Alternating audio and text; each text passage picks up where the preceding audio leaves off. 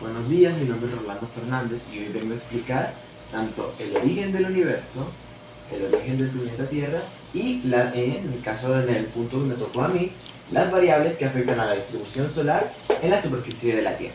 ¿Okay? Vamos a comenzar primero con el origen del universo. Bueno, según la teoría del Big Bang, la más aceptada por la comunidad científica, entendemos que el Big Bang fue una liberación de materia a una escala gigantesca hace aproximadamente 13.800 millones de años, en las que en un punto inicial, en el punto inicial había contenido en un muy pequeño espacio una cantidad inmensa de materia, por ende tenía una densidad increíble y también una gravedad también increíble.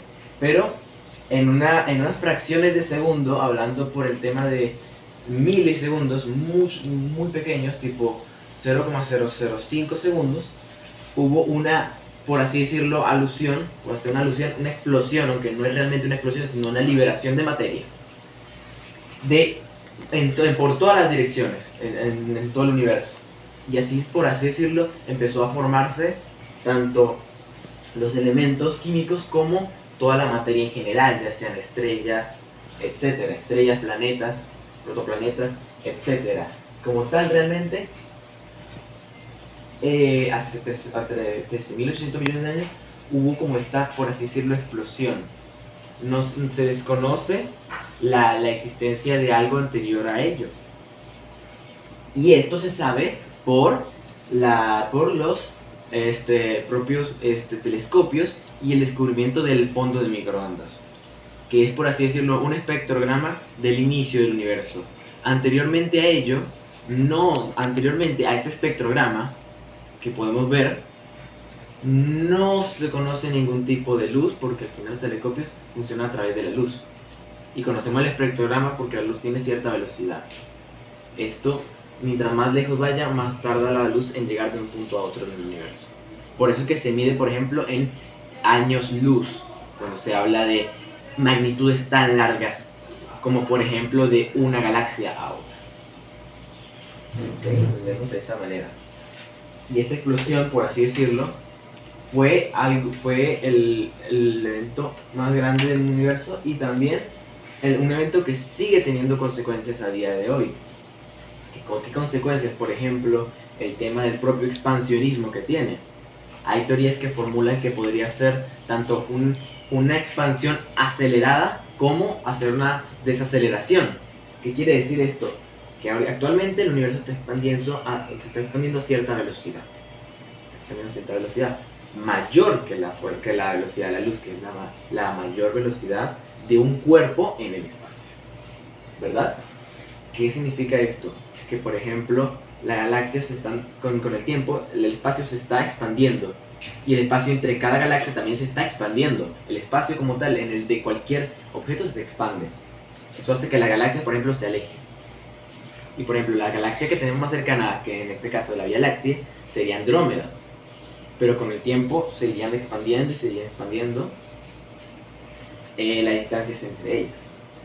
Hay otras teorías, como por ejemplo la del Big Crunch, que diría que esta expansión acelerada va a llegar a un punto clímax, una velocidad máxima, y después va a ser una desaceleración, el proceso inverso a la aceleración acelerada del propio universo, en la que todo se colapsaría en sí mismo y volvería a ser un efímero punto con toda la materia contenida en ese mismo, y sería como algo cíclico.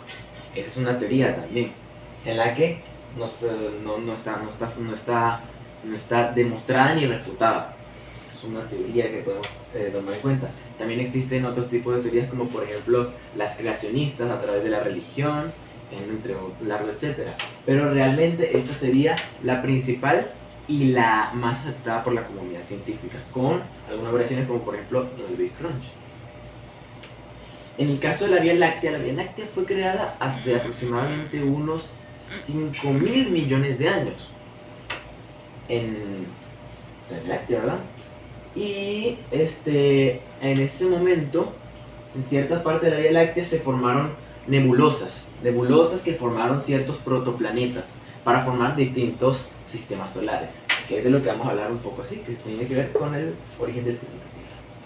Ahora, el origen del planeta Tierra.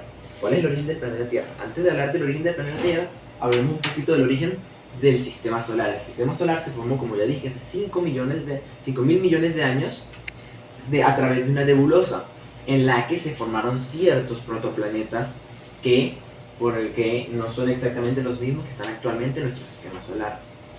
A través de muchos años de estabilización de sistemas, de estabilización por ejemplo de las órbitas de todos los planetas, de colisiones entre planetas, en el caso de la Tierra hubo uno, se tiene la teoría de que hubo un planeta más aproximadamente del tamaño de Marte, que colisionó, un protoplaneta que colisionó con la Tierra y la dejó en el estado actual que conocemos, con el diámetro que conocemos actualmente, y dejó ciertos escombros, como por ejemplo, se teoriza que la Luna, nuestro satélite, es propiamente un escombro de restos de ese protoplaneta, entre la colisión entre ese protoplaneta y la Tierra. Esto hace ya 4.600 millones de años. Y con el tiempo la Tierra fue formándose, porque antes era una bola de magma por el tema de las propias colisiones estelares. Luego fue enfriándose y fue produciendo este proceso de óptimo por las condiciones que tenía para formar la vida. ¿Y cómo lo conocemos?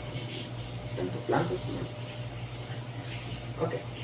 Y por último, las variables que afectan a la distribución solar de la superficie en el planeta Tierra. ¿Cuáles son las variables que afectan a la distribución solar? ¿Cómo afectan los rayos solares a la Tierra? Principalmente el efecto de rotación y de traslación de la Tierra. El efecto de rotación porque afecta a qué cara le está dando la parte de la Tierra. Por ende, si a cierta hora del día le estaría dando a cierto continente, y a cierta hora del día, por ejemplo en la mañana le daría un continente, y en la tarde-noche le daría otro, en un horario específico, digamos en el horario específico, porque el horario depende también de la cara en la que esté, y también en el efecto de traslación, porque no es lo mismo que la Tierra el efecto de traslación de la Tierra no es uniforme, exacto en todos los puntos. Hay partes en las que está más cerca del Sol y hay partes en las que está más lejos. Eso es lo que conocemos como las propias estaciones. Eso es lo que determina las propias estaciones. Ya es primavera, verano, otoño e invierno. Como tal. Y afecta cosas como la temperatura propiamente.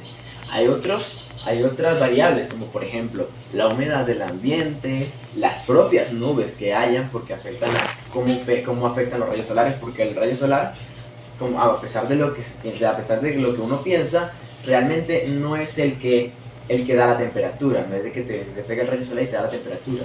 El rayo solar lo que hace es rebotar en una superficie y ese rebote produce cierta radiación, una radiación solar se le dice. También rebota, por ejemplo, en la atmósfera. En la atmósfera también puede rebotar. También rebota. Por ejemplo, los rayos ultravioleta rebotan en la atmósfera principalmente. Por eso es tan importante la atmósfera de la Tierra, para protegernos de ese tipo de rayos solares. Y, en este caso, estoy hablando también de cómo afecta la temperatura en base a los rayos solares. Que en sí rebotan entre una superficie y de ahí se produce esa radiación que produce la temperatura que conocemos. Por eso está arraigado a ciertas cosas, como por ejemplo las nubes, la humedad del ambiente, la posición geográfica, tanto por el movimiento de rotación y traslación como por qué tan cerca estén de los polos. Porque mientras más cerca esté un país geográficamente de los polos, tiende a ser más frío y a tener más cambio de estaciones, por esto mismo. Entre esas cosas son las principales variables que afectarían a esa distribución de la distribución de los rayos solares a la superficie de la Tierra. Muchas gracias.